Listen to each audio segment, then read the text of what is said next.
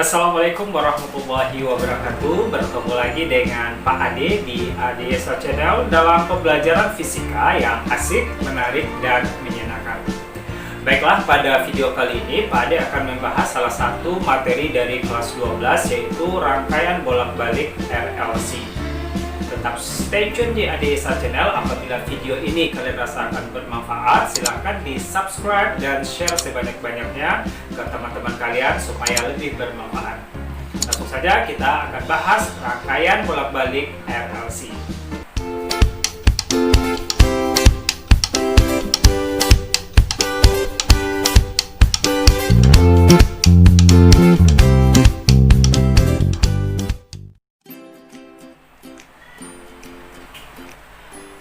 Ketika kita berbicara masalah rangkaian RLC, maka ada dua hal yang harus kita ketahui. Yang pertama, apa sih unsur-unsur penyusun dari rangkaian RLC dan apa sumber tegangan yang digunakannya. Oke, untuk rangkaian RLC, maka unsur-unsur penyusunnya di sini ada 3 macam hambatan. Hambatan yang pertama kita kenal dengan R, resistor.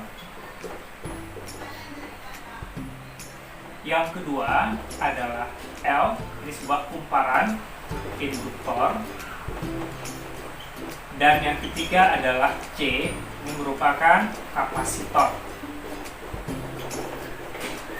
Nah, ini memiliki satuan ohm, ini satuannya adalah Henry, dan kapasitor satuannya adalah farad.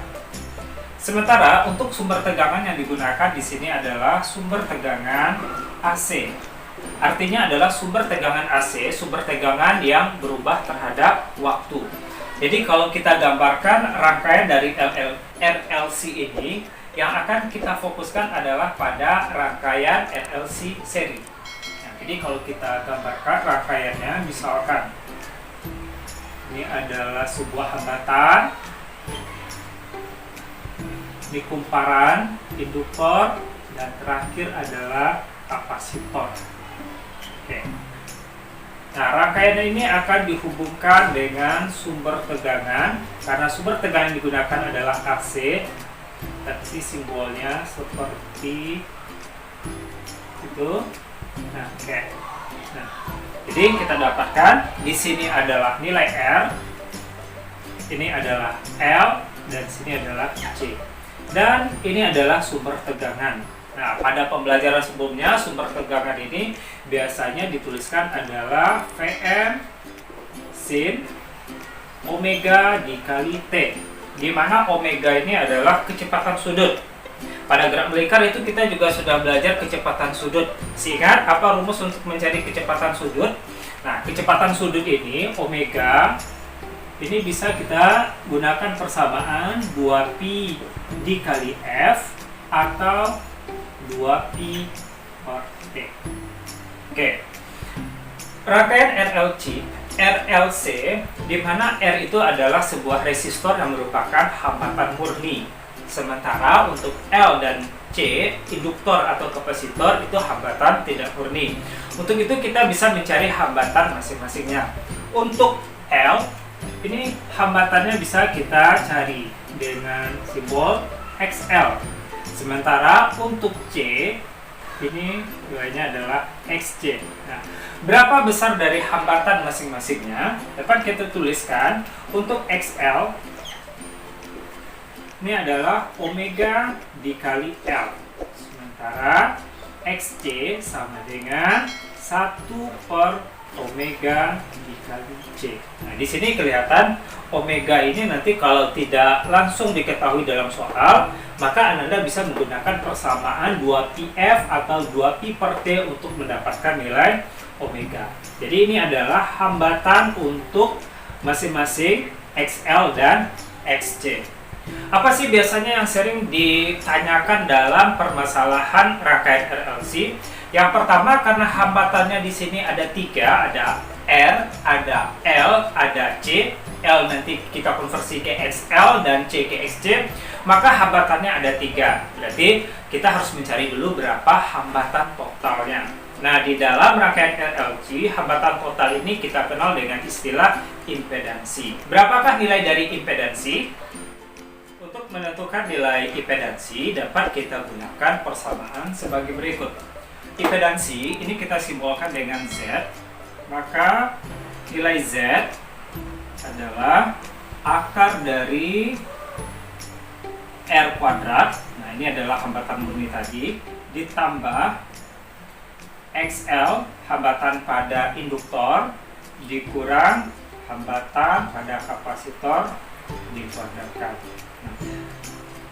Nah, kita dapatkan nilai untuk hambatan total atau yang lebih kita kenal dengan nama impedansi. Oke, ini langkah yang pertama. Lalu yang biasa ditanyakan lagi di dalam soal yang kedua berhubungan dengan tegangan.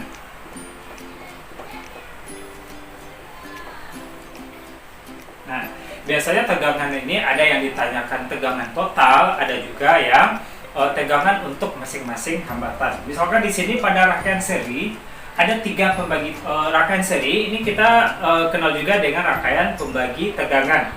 Pada di sini ada 3 hambatan. Bisa jadi yang ditanya adalah berapa tegangan pada hambatan R, pada hambatan XL ataupun pada XC.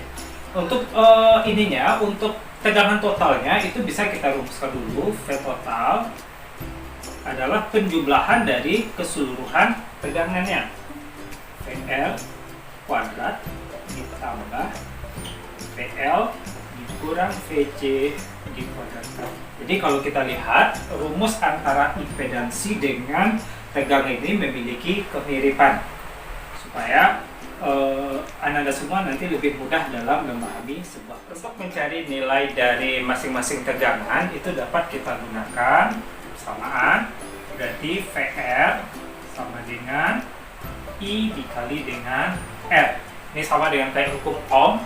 Hal yang sama juga bisa kita gunakan untuk VL sama dengan I dikali XL, dan yang terakhir VC sama dengan I dikali XC. Nah, berarti ini analogi dari hukum Ohm. Yang ketiga yang bisa kita cari adalah kuat arus. Arus atau I. Anda semua pasti masih ingat pada rangkaian seri maka arus yang mengalir adalah sama, berarti baik itu pada R, pada L ataupun C itu arusnya adalah sama. Berarti dari rumus VR, VL dan VC nilai I semuanya memiliki nilai yang sama. Nah, kuat arus di sini sama dengan kayak hukum Ohm juga. V sama dengan I dikali Z.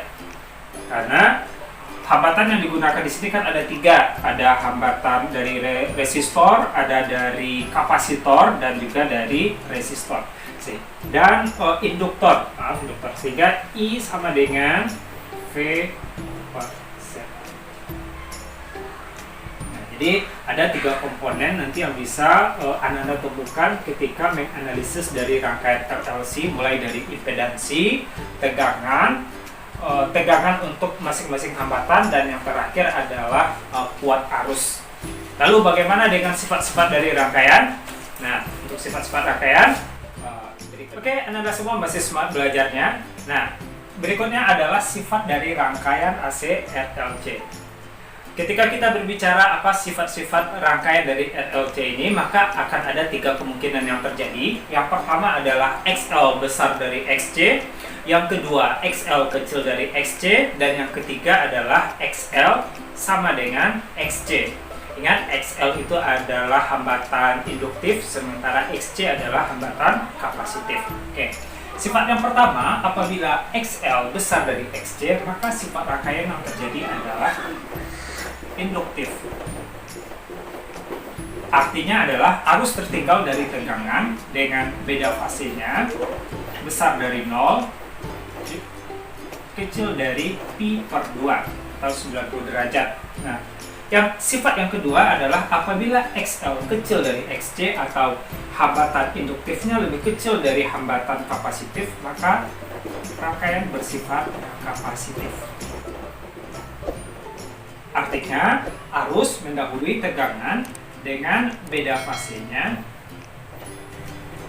besar dari min pi per 2 dan kecil dari 0. Dan yang terakhir adalah XL sama dengan XC. Rangkaian bersifat resistif. Ya, resistif ini artinya nilai XL akan sama dengan XC, sehingga beda fasenya sama dengan 0. Pada rangkaian bersifat XL sama dengan XC atau bersifat resistif ini, maka akan terjadi yang namanya frekuensi resonansi. Berapakah besar dari frekuensi resonansi? Syaratnya adalah XL sama dengan XC. Kita masukkan rumus dari XL, omega dikali L, sementara XC adalah 1 per omega dikali C.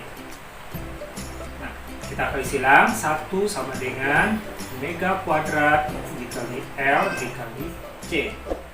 Maka omega kuadrat sama dengan 1 per LC. Atau omega sama dengan akar 1 per L dikali C. Bagaimana cara memunculkan nilai frekuensi? Ingat, omega sama dengan 2πf. Jadi, Anda ganti nilai omega ini menjadi 2πf sama dengan akar 1 per LC. Maka kita dapatkan frekuensi resonansinya adalah 1 per 2pi akar 1 per C. Nah, inilah yang dinamakan dengan frekuensi resonansi.